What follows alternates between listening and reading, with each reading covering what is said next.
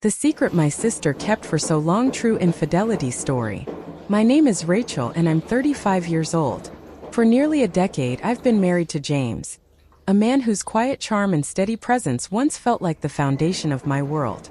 We met at a friend's barbecue 10 years ago, under a late summer sky thick with the scent of charcoal and possibility.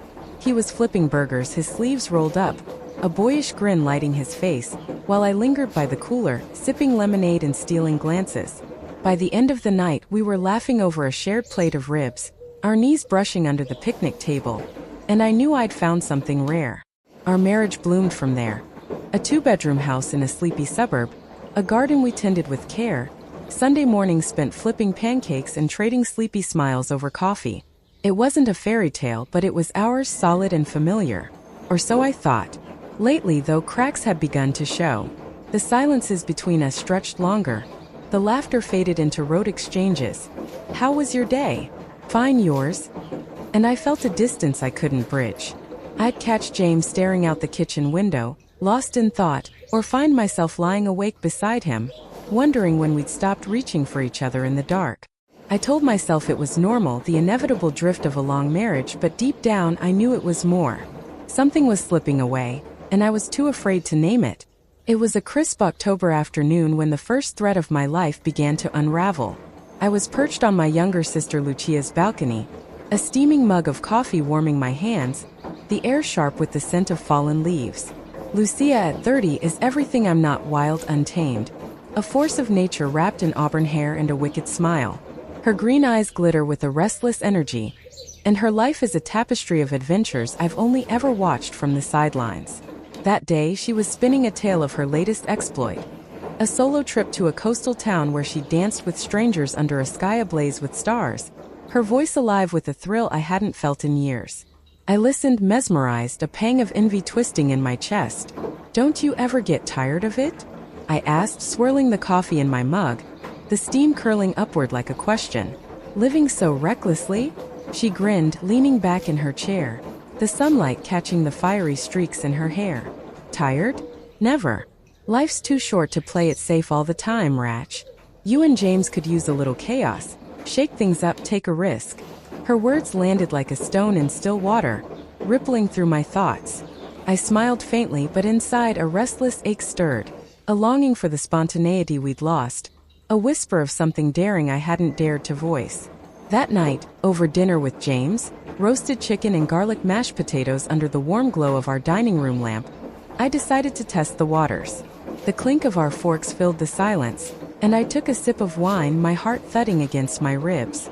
"James," I began, keeping my tone light, "what do you think about couples who spice things up a bit? Explore new experiences together. Maybe even bring someone else into the mix." He paused, his fork hovering midair, and raised an eyebrow. "You mean a threesome?" His bluntness caught me off guard, and heat crept up my neck. "Well, sort of," I stammered, swirling the wine in my glass to avoid his gaze. "It's just a thought, something to break us out of this rut we're in." He set his fork down and leaned back, studying me with those steady brown eyes I'd once fallen for. "It depends," he said slowly, his voice measured. "On who, on why? Is there someone you're thinking of?" My pulse quickened. I hadn't planned to name anyone yet, but the question demanded an answer.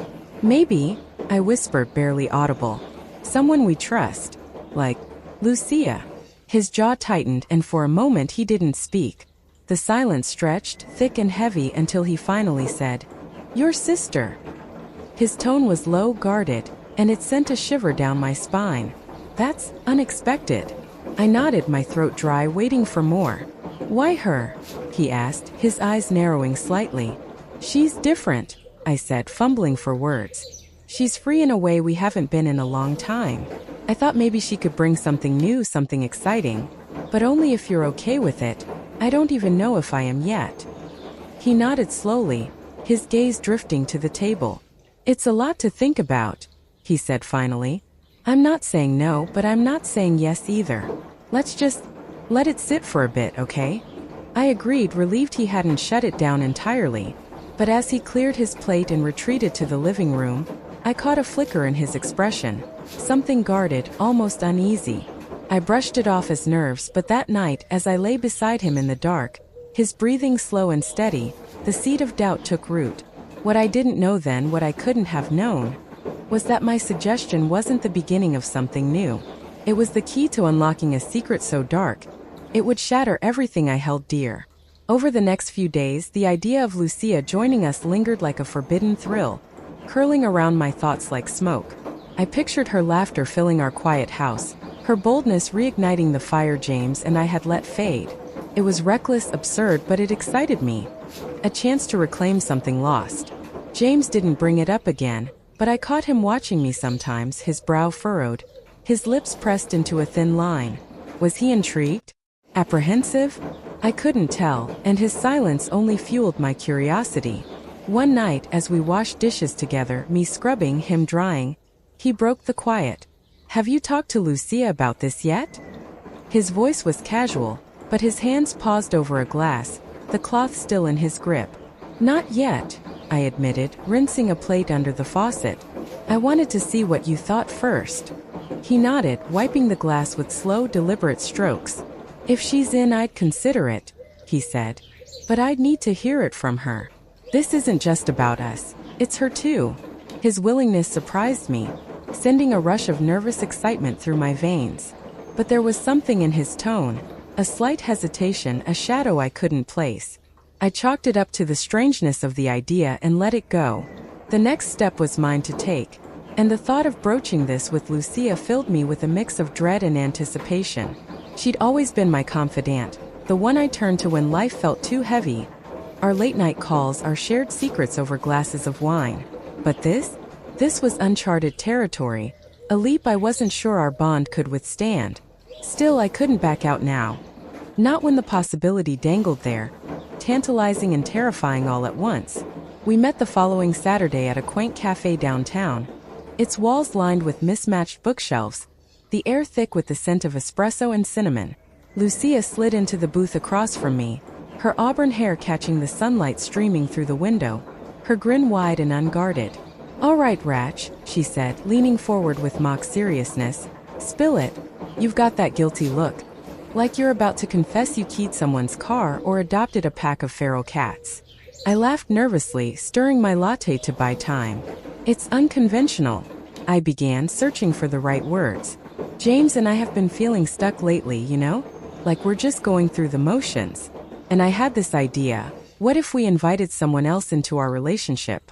Just to try something new. And what if that someone was you? Her eyes widened, and then to my shock, she burst out laughing. A bright, unrestrained sound that turned heads at nearby tables. Rachel, you dark horse, she said, grinning. I never thought I'd hear that from you. You're serious.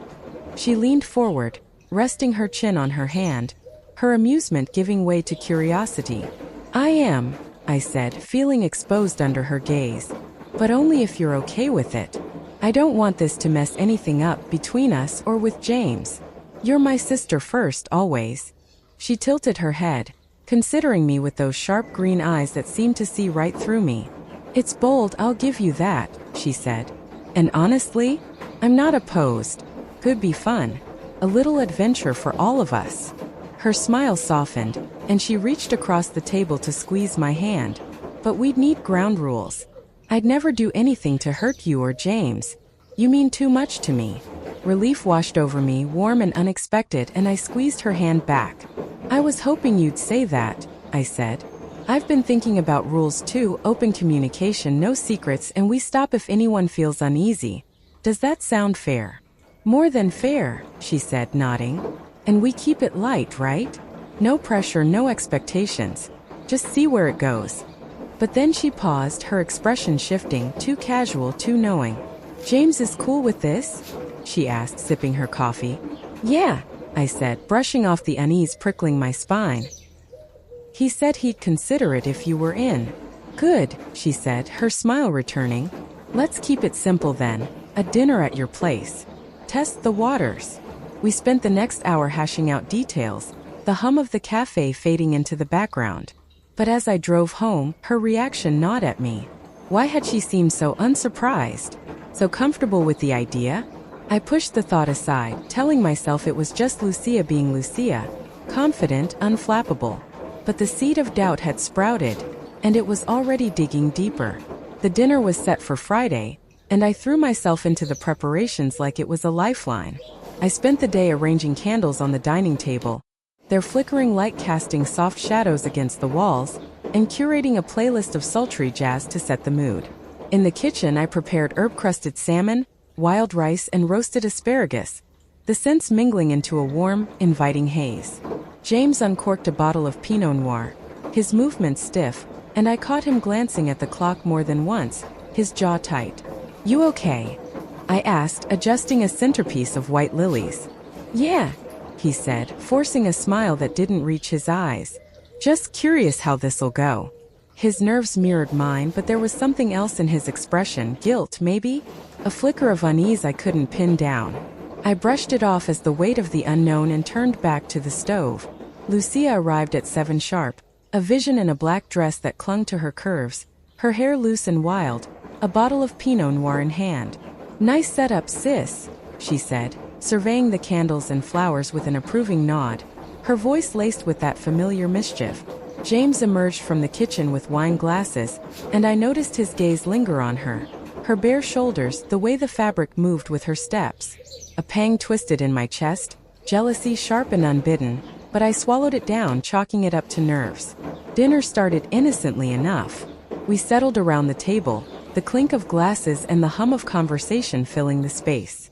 We talked about safe things, James's latest project at the architectural firm where he worked, a funny story from Lucia's trip to the coast about a seagull stealing her sandwich, a memory of us as kids sneaking cookies from Mom's jar while she napped. The wine flowed, loosening our tongues, and for a while it felt almost normal. A family dinner with an edge of anticipation. But beneath the surface, tension simmered, electric and undeniable, a current pulling us toward something I couldn't yet see. Lucia broke the ice first, setting her glass down with a smirk that didn't quite reach her eyes. "So," she said, her voice light but pointed, "we all know why we're here. Should we stop pretending this is just dinner?" James chuckled, a low, nervous sound, and I nodded, my throat tight. "Yeah," I said, forcing the word out. "Let's see what happens." We moved to the living room, dim lights casting long shadows, the jazz a soft hum in the background. Lucia sat beside James on the couch, her posture relaxed, while I took the armchair across from them, my hands clasped tightly in my lap. She looked at me, her expression oddly intense. "You sure, Ratch?" she asked, her voice steady but edged with something I couldn't place. "Yes," I lied, my voice steady despite the chaos swirling inside me. She leaned in and kissed James, a slow, deliberate kiss that sent a jolt through my body. He hesitated, his hands hovering uncertainly, then kissed her back, and I watched frozen, as a storm of emotions erupted, shock, betrayal, a twisted thrill that made my stomach churn. It wasn't supposed to feel like this. This was my idea, my experiment, so why did it feel so wrong? Lucia pulled back, glancing at me with a softness that seemed forced. "Join us," she said, but her tone was off, too confident, too rehearsed. I moved to the couch, sitting beside James, and he took my hand, his grip tight, almost desperate. But as the night unfolded, Lucia's hand resting lightly on his shoulder, his arm brushing hers, I noticed something that stopped me cold. Their ease, their familiarity. The way she tilted her head when he spoke, the way he leaned into her touch, it wasn't new. It wasn't tentative. It was practiced, intimate, a choreography they'd danced before. The realization hit me like a freight train. James and Lucia weren't exploring something new with me. They'd done this before. My mind raced, replaying every glance, every touch, every moment I dismissed as innocent. The wine glass trembled in my hand as I stood abruptly, my voice shaking with a fury I couldn't contain. "How long?" I demanded, staring between them. James froze, his face draining of color. "Rachel, what?" "Don't," I snapped, turning to Lucia. "How long have you two been this?" My words cut through the air, sharp and jagged. Lucia's smirk faltered, and for the first time, I saw panic flicker in her green eyes. "Ratch, it's not. Tell me," I shouted, the room spinning around me. James stood, reaching for me, but I stepped back, my chest heaving. "It was just once," he said, his voice breaking. "Months ago. Before you ever suggested this. Once." I laughed, a bitter, hollow sound that echoed off the walls. You expect me to believe that? The way you two are tonight, it's not once. It's not new. Lucia stood, her hands raised in a futile gesture of surrender. Okay, fine, she said, her voice trembling. It was more than once. But it wasn't planned, it just happened. We stopped, I swear. This tonight. It was supposed to be different with you. Tears stung my eyes as the pieces clicked into place. Late nights James claimed were work. Lucia's sudden trips out of town that always seemed to coincide. The way they'd laugh too easily together at family gatherings. You've been lying to me, I whispered, my voice cracking. Both of you. James sank onto the couch, his head in his hands. I'm sorry, Rachel, he said, his voice muffled. It was a mistake. I never meant for it to go this far. Lucia stepped toward me, her eyes glistening, but I held up a hand, stopping her cold. Don't. Just get out. She hesitated, her mouth opening as if to argue, then grabbed her coat and fled, the door slamming behind her like a gunshot. James looked up, his eyes red and pleading. I'll do anything to fix this, he said. Anything. But I couldn't hear him, not then. I stormed upstairs, locking myself in the bedroom, the weight of their betrayal crushing me until I could barely breathe. My sister. My husband. The two people I trusted most in the world had built a secret life behind my back, and I'd been blind. Worse, I'd handed them the stage to perform it on. The room spun, the walls closing in, and I sank to the floor, sobs tearing through me as the truth sank its claws deeper. The next morning, rain battered the windows, a relentless drumbeat that matched the pounding in my head.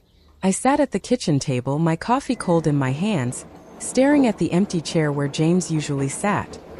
He shuffled in, hollow-eyed and unshaven, his shoulders slumped. Can we talk? He asked, his voice barely above a whisper. I nodded, too exhausted to fight. He sat across from me, his hands clasped tightly on the table. It started 6 months ago, he said, his eyes fixed on the wood grain. You were at that marketing conference in Denver. Lucia came over to drop off some old photos Mom wanted us to have. We drank too much and it happened. I hated myself after, but it kept happening 3, maybe 4 times. We ended it, I swear, but when you brought up this idea I thought maybe it could fix us. Maybe it could be a clean slate. Fix us. I spat, my voice rising. You cheated, James. With my sister.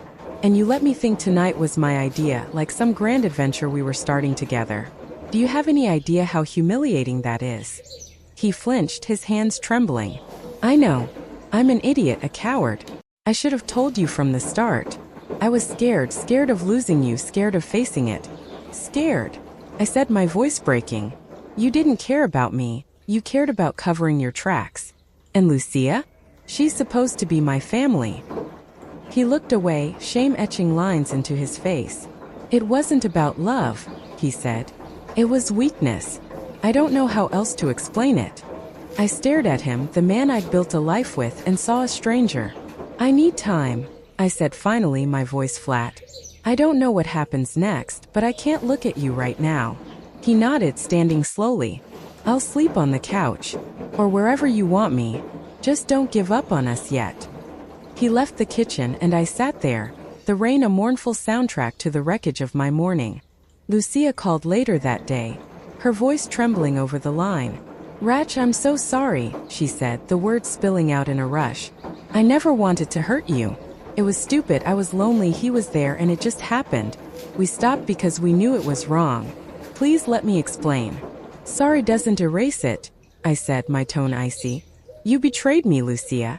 You're my sister, my best friend, and you slept with my husband. How do I ever trust you again? I hung up before she could respond, the silence that followed heavier than her excuses. Days turned into weeks, and the house became a tomb. James relegated to the couch, me drifting through rooms like a ghost. I couldn't eat, couldn't sleep, the betrayal replaying in my mind like a broken record. But the more I thought about it, the more I realized I didn't have the full story. 3 or 4 times, James had said. It didn't add up. Not with the way they'd moved together that night. Not with the secrets I could feel lurking beneath their confessions. I started digging. First, I checked James's phone while he showered, my hands shaking as I scrolled through his messages. There they were, texts to Lucia, dozens of them stretching back 8 months. Meet me at the usual spot. Missed you last night. Can't stop thinking about you. My stomach churned, bile rising in my throat. This wasn't a handful of drunken mistakes. It was an affair, deliberate and sustained. I found receipts next, tucked in a drawer he thought I'd never check. Hotel charges from a motel an hour away. Dinners at restaurants I'd never been to. Dates that aligned with his late nights at work. I confronted him that evening. The evidence spread across the kitchen table like a crime scene. 3 or 4 times? I said, my voice trembling with rage. You liar. This was months of sneaking around, of lying to my face. He stared at the papers, his face ashen. Rachel, I cut him off. You don't get to talk your way out of this. How long were you going to keep this up? Were you ever going to tell me? Or was I just the idiot wife keeping your bed warm? It wasn't like that, he said, his voice cracking. I hated myself every time. I wanted to stop, I tried to stop. But Lucia, she kept pulling me back. Lucia, I repeated, the name a blade in my chest. So it's her fault? You're blameless in this. No, he said, tears welling in his eyes. It's my fault. I should have walked away. I should have told you. I was weak, and I'll regret it for the rest of my life. I turned away, unable to look at him, the room tilting around me. Get out, I said finally. Pack a bag and leave. I can't do this right now. He didn't argue. An hour later he was gone, the front door clicking shut behind him, leaving me alone with the echoes of our life. I couldn't let it rest, not yet. I needed the whole truth, raw and unfiltered, from both of them. 2 weeks later, I called Lucia and told her to come over. She arrived at dusk, rain hammering the roof, her eyes red-rimmed and wary. James was already there. I'd summoned him too, needing them together for this final unraveling. They stood in my living room, the air thick with tension, the storm outside a fitting backdrop to the chaos within. Tell me everything, I said, my voice steel despite the tremor in my hands. No more lies, no more half-truths. I deserve to know. Lucia spoke first, her voice shaking. It started 9 months ago, she said. You were away, and I came over to drop off those photos. We had wine, too much wine, and it happened on the couch. I told myself it was a mistake, but then I saw him again a week later, at his office after hours. Kept going, hotels, his car, my place when you were out. It wasn't love, Ratch. It was escape. I was lonely, he was there, and it spiraled. James nodded, his head bowed. I didn't stop it, he said. I could have, but I didn't. It was every few weeks, sometimes more. We'd fight about it, try to end it, but then one of us would call and it'd start again. When you suggested the dinner, I panicked. I thought maybe it could erase the guilt, make it something we all shared. How many times? I asked, my voice barely audible. 15, Lucia said, tears streaming down her face. Maybe more. I lost count. 15. The number hit me like a slap. Each instance a wound I hadn't known existed. I stood there staring at them, my sister, my husband, the architects of my ruin, and felt a cold, searing clarity. You turned me into a fool, I said. Both of you. I trusted you, loved you, and you built this lie behind my back. I'm sorry, Lucia sobbed, reaching for me. I stepped back, shaking my head. Don't touch me, I said. You don't get to cry your way out of this. I turned to James. And you get out. For good this time. We're done. He didn't fight me. He grabbed his coat and left, the rain swallowing his footsteps. Lucia lingered, her pleas falling on deaf ears. I need space, I told her. Maybe forever. Go. She left and the house fell silent, the storm outside the only sound in my shattered world. The weeks that followed were a blur of grief and rage. I filed for divorce, the papers a cold, final severing of a decade-long bond. James tried to win me back. Flowers on the porch, letters slipped under the door, voicemails begging for forgiveness, but trust, once broken so thoroughly, doesn't heal with apologies. Lucia faded from my life, her calls unanswered, her presence a ghost I couldn't face. I leaned on friends, late nights with wine and tears, their arms around me as I pieced myself back together. Therapy became my refuge, a place to untangle the mess of betrayal and self-doubt. Slowly I rebuilt new routines, a fresh coat of paint on the walls, a garden I tended alone. The pain didn't vanish, but it dulled, a scar I learned to carry. This wasn't the story I wanted to tell. I'd hoped for a tale of daring, a spicy twist to rekindle a fading marriage. Instead, it's a saga of infidelity, a secret my sister kept so long it tore my world apart. The lesson burned into me is this: trust is a fragile thread, easily snapped by those closest to you. Love can blind you to the truth, but betrayal cuts deep enough to wake you up. I survived, stronger and wiser, but the cost was steep. A marriage lost, a sister estranged, a life rewritten in the ashes of their lies. If this twisted tale of secrets, infidelity, and heartbreak gripped you, don't stop here. Hit that subscribe button below and join the channel for more stories. Weekly doses of passion, betrayal, and the raw truths that shape us. Click now, and I'll see you in the next electrifying chapter.